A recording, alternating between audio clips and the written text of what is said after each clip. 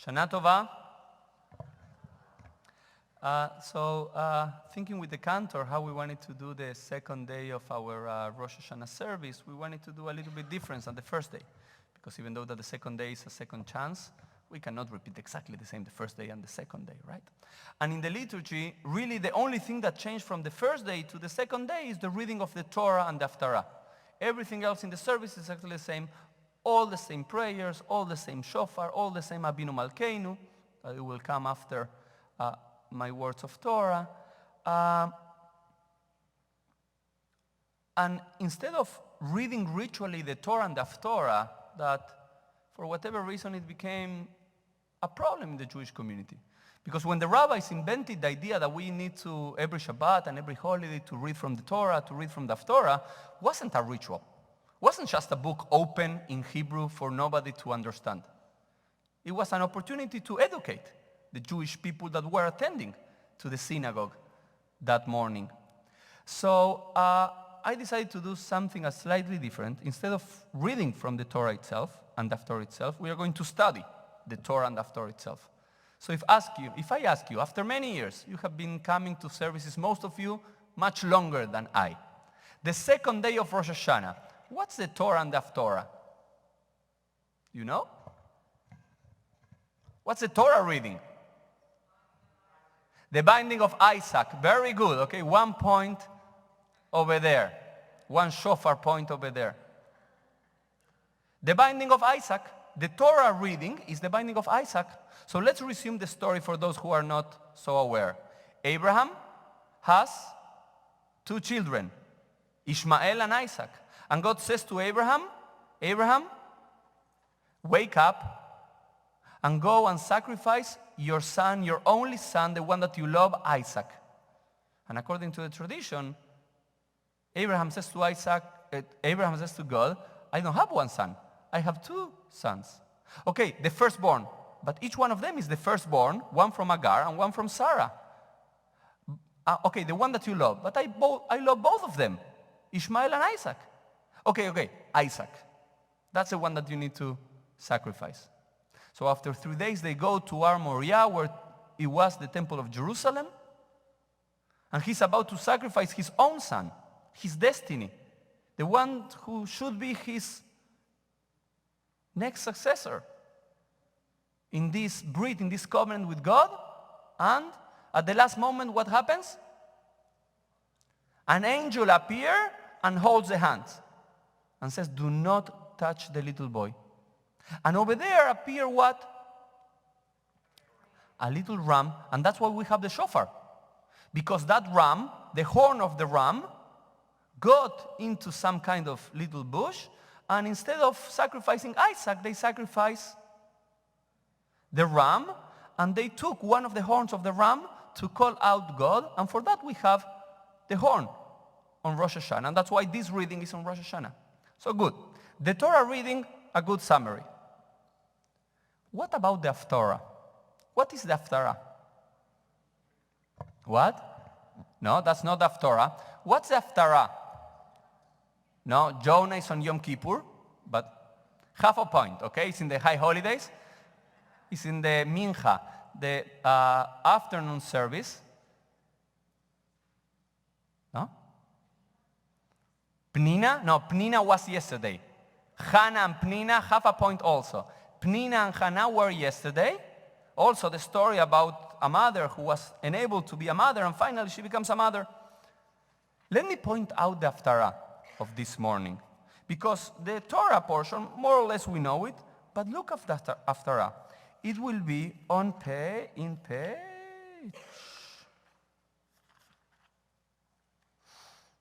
255. Look what it says. 255. It's the story of Rachel.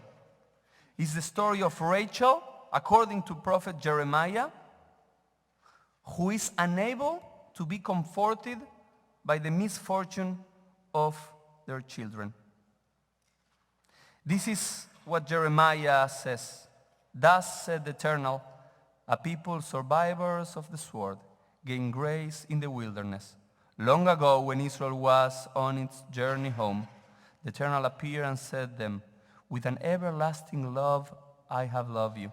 Indeed, with a love that is faithful, I draw you near. Once more, I will build you up. Young maiden Israel, you will be made anew. Once more you will take up your drums in hand and join in the dance of joyous. Once again you will plant vines on Samaria's hills, and the planters will live to enjoy them. For a day is coming when watchmen will announce in the hills of Ephraim, arise and let us go up Zion for the eternal our God. Let me tell you the context of this Haftorah. Prophet Jeremiah is the prophet after the destruction. The north tribes of Israel, the north kingdom of Israel was destroyed, and the south kingdom of Israel, known as Judah, also was destroyed by the Babylonians. And the Jewish people were taken as captives to Babylon. So at that moment, Prophet Jeremiah says, in one of the prophecies of consolations of Nehemiah, says, don't worry, there will be a time where you are going to come back. Now you're going to exile. But there will be a moment that God will bring you up and back to the land of Israel, to the hills of Ephraim and to the hills of Judah. And it continues and says, verse 7, for thus said the Eternal, cry out in joy for Jacob, cry out in praise over the pinnacle of the nations, sing and shout, and say with voice rise, Eternal, save your people, the remnant of Israel. I'm here to bring them back from the land of the north, to gather them from the ends of the earth, the blind and the lame among them, women who are pregnant along with birthing mothers. They shall return here, a great community. With weeping they will come, with compassion I will guide them. I will bring them on a smooth path to brooks of water. They will not falter, for I have become like a father to Israel, and Ephraim my firstborn. Nation, hear the word of the Eternal, declare in the distant lands and say, the one who scattered Israel will gather them in, and guard them as shepherd the flock. For the Eternal has redeemed Jacob and saved him from the hands of stronger than his own. Happy their song when they reach the summit of Zion, and bask in the glow of divine generosity. Grain, wine, oil, sheep, and cattle. They will be like a well-watered garden, through and through, never again to languish. The maidens will dance with delight, the young and the elders together. Their grief will return into bliss. I will comfort them and gladden them in the time of sorrow. The priests will have their fill of fatness, and my people, my bountiful goodness, declare the Eternal. Up to this moment, all is good. Or not so much. The Jewish people are in exile, but God is saying, everything will be good. Now you are going away from your land, but I will bring you back with joy. But look what the prophet Jeremiah says here. Thus said the Eternal, verse 15, a voice is heard in Ramah, wailing, bitter weeping, Rachel weeping for her children, refusing to be comforted for her children, for they are gone. Thus said the Eternal, keep your voice from weeping and your ears from tears, for your labor shall be its reward, declares the Eternal. Up to here I want to read. So God is saying everything will be good. The Jewish people will come back to the promised land. Who is crying? Rachel, right? Is Rachel alive? No? Rachel passed away hundreds of years ago. We are talking the 6th century before the Common Era. Rachel may have died in the 16th century, 17th century before the Common Era. Rachel is one of the matriarchs. It's a metaphor. God is saying everything will be good, the Jewish people will come back, and Rachel, the metaphor of Rachel, says, I don't want to be comforted. She doesn't want to be comforted. Why? Today my sermon is not so much as a sermon, it's more like a a class, a discussion. Let's think together. What Rachel? Rachel, God's saying everything will be good. Why Rachel does not acknowledge this call and says, I do not accept to be comforted? Rachel is crying for, why? You want to say something? She's weeping for the children, right? Rachel me baja al banea. One of the most famous quotes from the entire Bible. Rachel cries for her children. Who are their children? The children of Israel, all of them. As a metaphor, she's the mother of Israel, one of the matriarchs. Why, if God says everything will be okay, the Jewish people go to exile, but they will come back, Rachel says, I don't accept this. And she cries. Any ideas?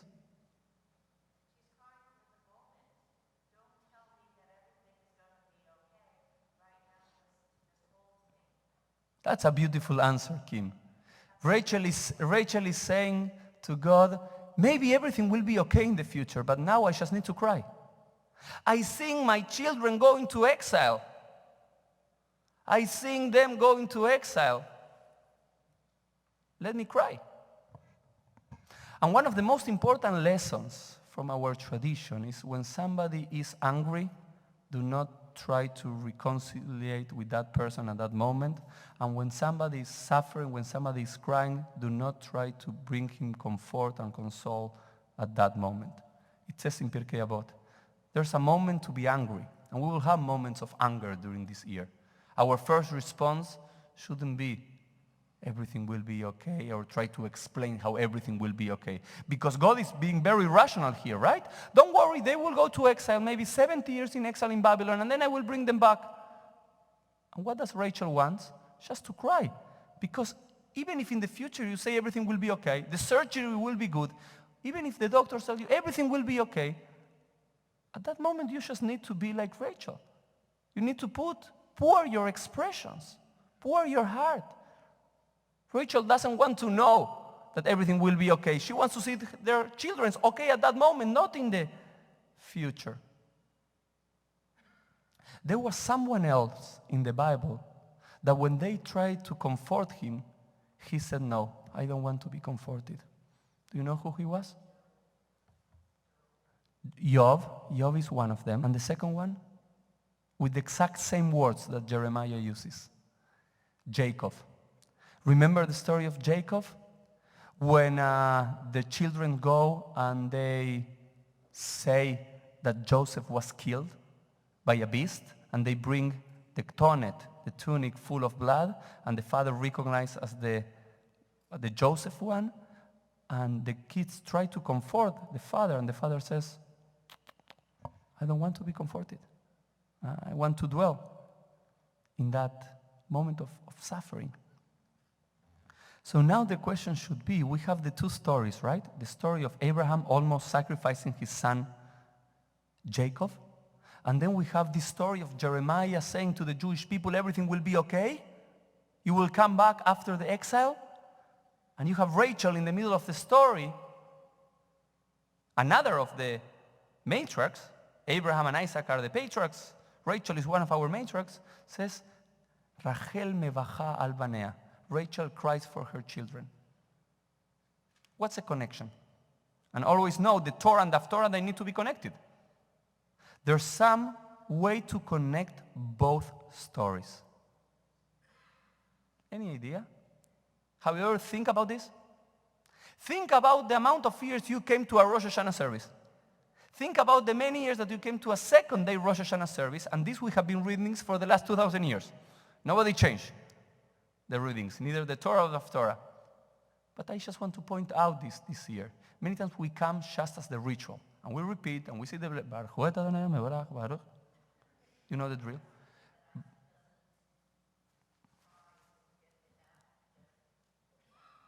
Abraham or Isaac? Abraham. Okay, so your answer will be that in the Torah, God commands Abraham to sacrifice his son, and Abraham just do it, right? And we are always shocked. How are you able to do that, right? And here, in contrast, we have Rachel Doing what? Crying and refusing. Says, not God. This is not the way. I don't want to sacrifice. And there's a good relationship. Abraham is willing to sacrifice his own son for God. Rachel is not able to sacrifice, is not willing to sacrifice her children for God. So which is the Jewish way? If God says you need to sacrifice your children for this future, we need to follow Abraham or we need to follow Rachel? Both are part of the tradition, right? And usually you know much more the story of Abraham than Rachel. So there's two models of sacrifice, right? In this story, apparently. Any other ideas, thoughts?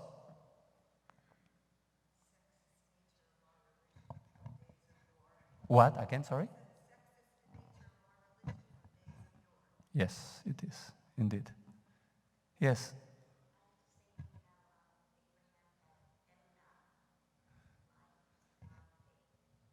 Okay, so Abraham has a blind faith, saying, God, if you command me to do this, I will do it without hesitation, without questioning. And what's the faith of Rachel? Rachel is faithless. Rachel does not have Emanu-EL, does not believe that God will reunite and bring the Jewish people back again, because after decades, the Jewish people went back to the land of Israel. So I would like just to share something that I learned recently by a shiur, a class of Rabbi Tali Adler, that she brings these two stories together, and it's the first time that I open my eyes trying to understand what's the connection between the two of them. What's the connection between the Torah and the Haftorah? And that's always a question that you should ask yourself. And she says that these are two models of sacrifice or two models of covenant. And she brings a midrash from Eichar Rabbah, a very late midrash, that connects both stories. And look what it says.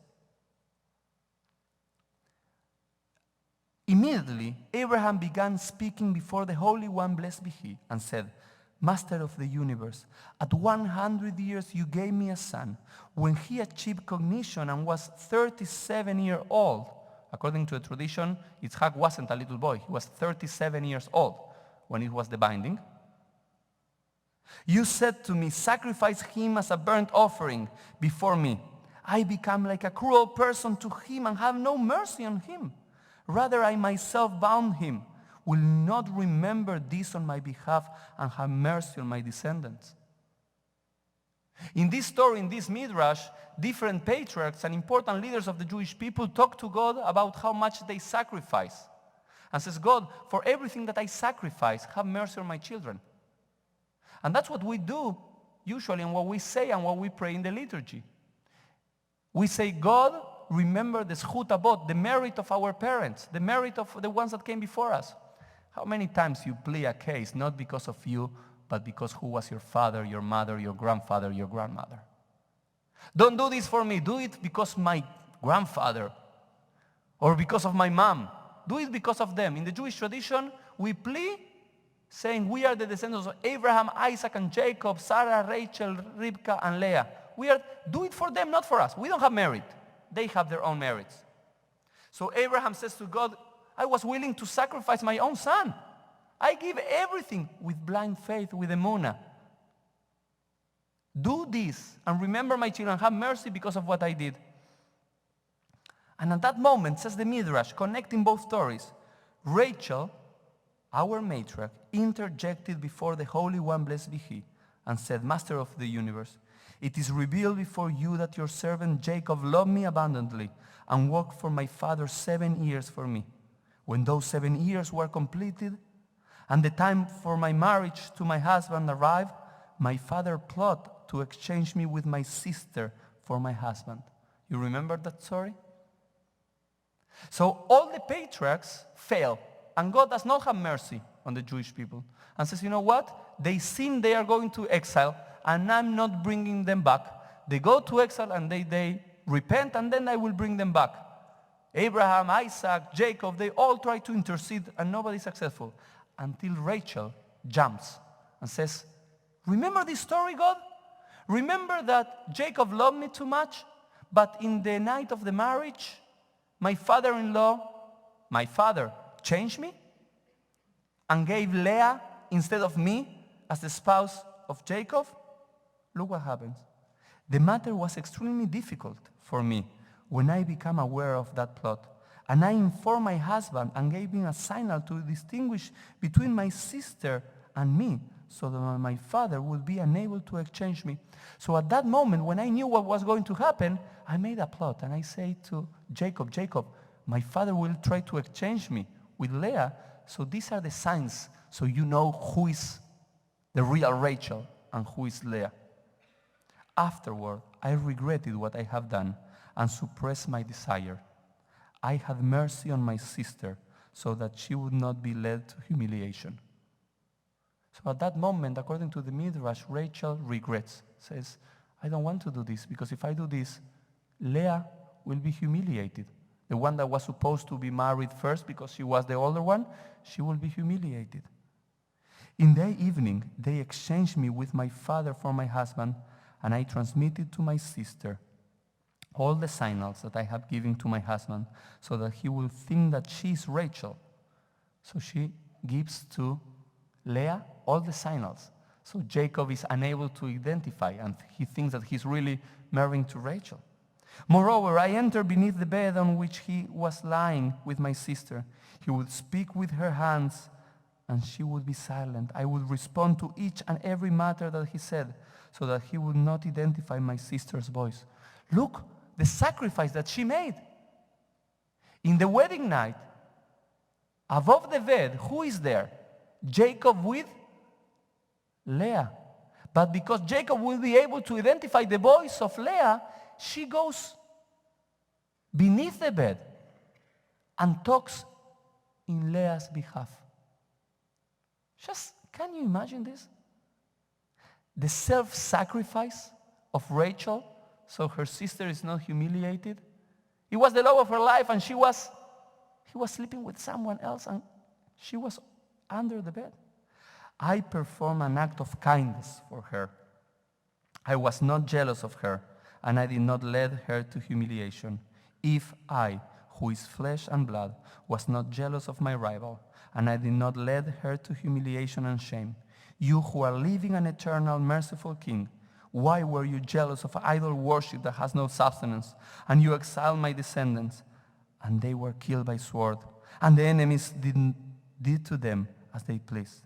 Immediately, at that moment, the mercy of the Holy One, blessed be He, of God, was aroused, and He said, for you, Rachel, I will restore Israel to its place.